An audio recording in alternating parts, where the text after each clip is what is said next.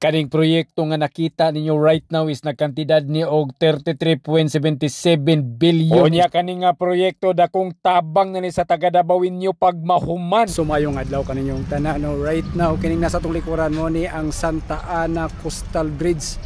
So taas kayo ni ha, sumpay ni atong Coastal Road dito ha. Largo diri ha. So mo ni hang update diri, grabe kanindot.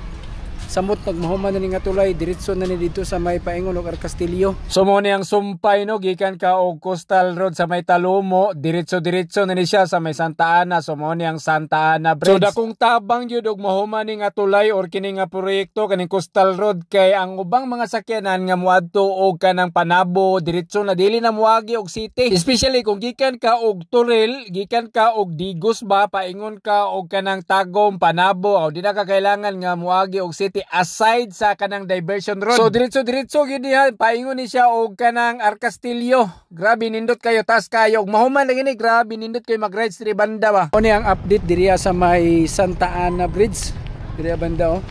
Mo ni ato makita right now. So grabe kanindot ni nga tulay og mahuman ni. Imagine mo ha, taas kayo ni gikan ka dito sa Coastal Road dito sa katong Talumo street ni largo diri sa Castillo.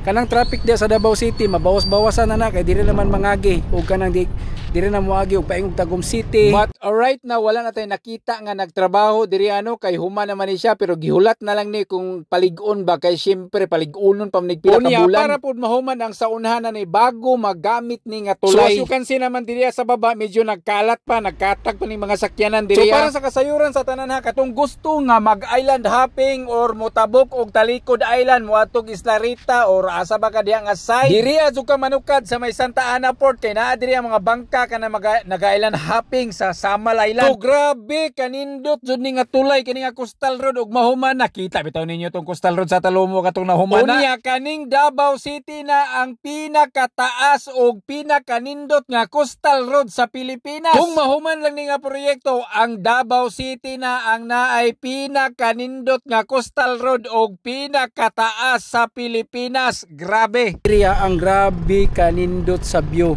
Grabe. Siguro mahuman na gini nga tulay dito ka maka-experience nga makita nimo nang Samal oh. Kita nimo nang Samal samtang gabiyahe ka diri ah. Grabe. Oh.